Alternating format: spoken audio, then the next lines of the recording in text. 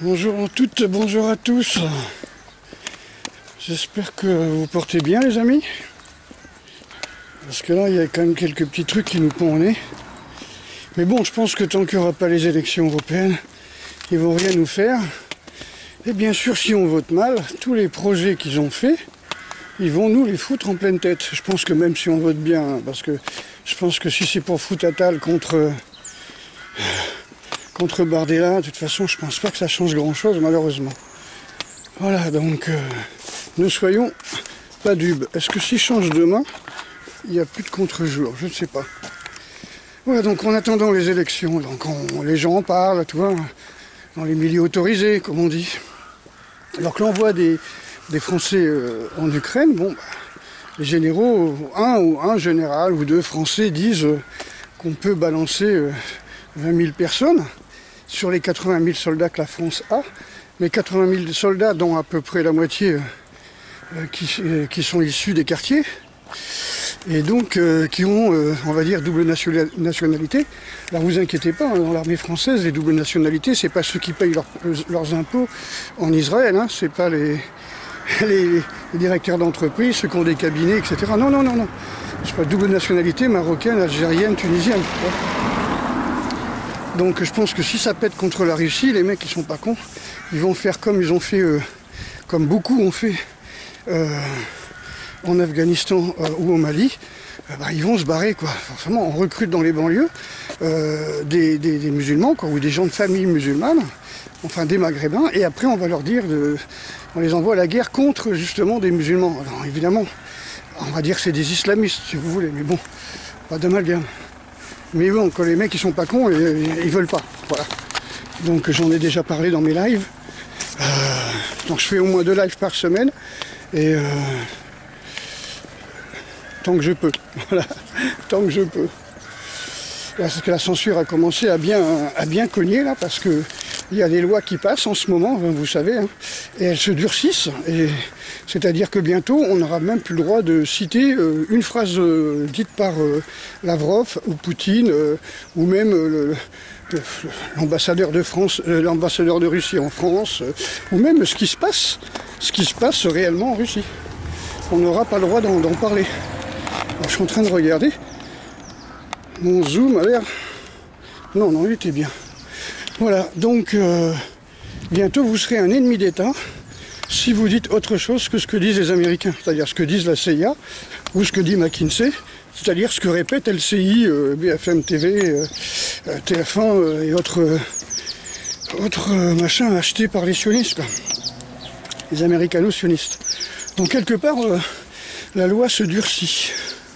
Et bientôt, on n'aura absolument plus le droit de dire quelque chose contraire à ce que ces gens-là disent. Et quand je dis on n'aura plus le droit, ça veut dire qu'il y aura des sanctions. Des sanctions, vous serez en garde à vue, ça direct. Et puis peut-être vous ferez un peu de prison. Vous serez en prison, peut-être en sursis si vous avez des copains. Comme disait Coluche, qui connaissent le juge. Voilà. Ensuite, est-ce qu'on va attaquer l'épargne?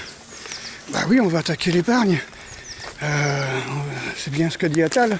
Ils veulent attaquer l'épargne. Pour le moment, on va dire ça va être au-delà d'un certain taux, peut-être plus de 100 000 euros d'épargne, machin comme ça. Puis après, ça va être les petits épargnants, quoi. On essaye de rogner, hein.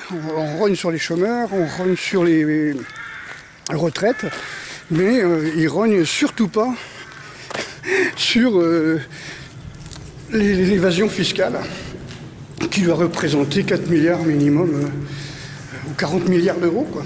C'est énorme, quoi. C'est énorme, quoi. Donc, surtout pas toucher aux ultra riches, quoi. Et puis pour l'envoi des enfants en Ukraine, pourquoi je vous parlais de ça l'autre jour? Parce que c'est vrai qu'on m'a reproché d'avoir fait le titre là-dessus et de ne pas en avoir parlé, parce que simplement j'ai répondu aux gens du chat, hein, aux internautes, aux abonnés. Voilà, donc je les place en priorité. Ils ont des questions sur la diététique, ils ont des questions sur l'entraînement, donc sur mon avis sur sur les faits politiques, donc je réponds, parce que j'avais qu'1 heure devant moi et je ne voulais pas laisser le bec dans l'eau. Donc pour les envois en Ukraine, ce qu'il faut savoir, c'est qu'il y a déjà des Allemands qui sont, les Allemands de l'Est, enfin, des Allemands de la partie Est qui sont déjà partis en Ukraine, qui sont là le long de la frontière ukrainienne, au sud de l'Ukraine. Alors peut-être pour empêcher les Ukrainiens de se barrer, hein. Je pense pas que c'est pour empêcher les Roumains de venir, hein, de rentrer se battre, hein. Je pense que c'est pour éviter les jeunes Ukrainiens qui veulent pas se faire choper, quoi, parce que vous avez vu que la conscription a baissé à 25 ans. Donc il y a pas mal d'étudiants qui se cachent, c'est-à-dire qui continuent à faire leurs études dans des caves. Ils préparent leur examen dans des caves ou dans des voitures. Ils dorment dans des voitures et surtout ils partent petit à petit. C'est-à-dire ils changent de lieu régulièrement pour pas se faire enrôler de force. Il y en a qui se déguisent en femmes, il y en a qui s'habillent en femmes, ils vont faire leurs courses, leur marché, habillés en femmes, ce qui passe très bien dans cette partie de l'Europe, hein. Et puis bon, il y en a quand même qui se font choper, hein. Voilà. Donc il y a déjà des gens de l'OTAN qui sont en Ukraine, hein, ce sont des Allemands. Les Français, je peux vous garantir qu'ils sont pas loin, ils sont dans les pays voisins. Alors, je ne vais pas vous dire exactement où ils sont, tout simplement.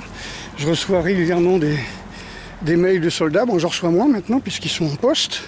Et il y en a en Pologne, évidemment. Il y en a dans des pays avoisinants. Voilà.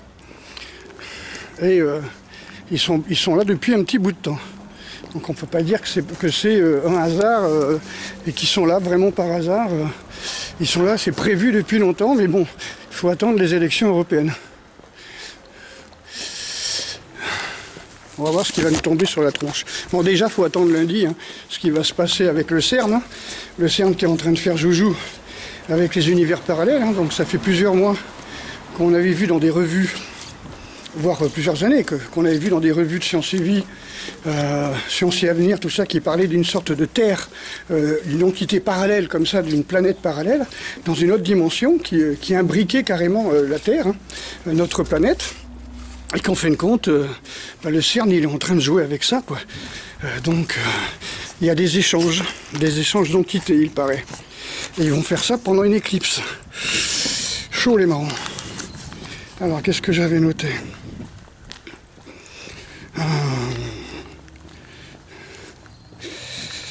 Alors... Ah oui, c'est vrai, ouais. Un truc incroyable, les amis. Ils déremboursent les soins. Ils déremboursent les soins des maladies, par exemple, qui coûtent cher, par exemple des cancers, des maladies chroniques, tu vois, qui font souffrir les gens, quoi. Alors ils les déremboursent et ils expliquent aux familles ou aux malades qui ne peuvent pas payer que, en fin de compte, l'euthanasie c'est gratuit. Ça veut dire que nous sommes en train d'économiser,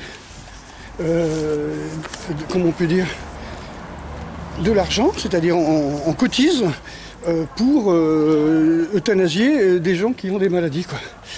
Puisque c'est remboursé, dans le sens où c'est gratuit, donc c'est remboursé. Je ne sais pas qui paye ou si c'est le gouvernement, enfin bref, en tout cas, on va vous euthanasier gratuitement. Donc si votre famille en a marre de payer pour vous des soins, eh bien, comme ils déremboursent les maladies longue durée, en tout cas une partie des soins, et bien à partir de là, ça va coûter de l'argent et peut-être qu'il n'y aura pas de problème. Alors on verra ça, quoi. Bon. Donc on va voir ça. Donc l'euthanasie gratuite, les soins, ça coûte cher. Vous voyez ce que je veux dire ? Ça, hein. Par contre, c'est comme le Rivotril, quoi. Vous mettez vos parents dans une EHPAD, et tout d'un coup, ça coûte cher, ça vous coûte 3 000 à 4 000 euros par mois. Et puis vous avez le gouvernement gratuitement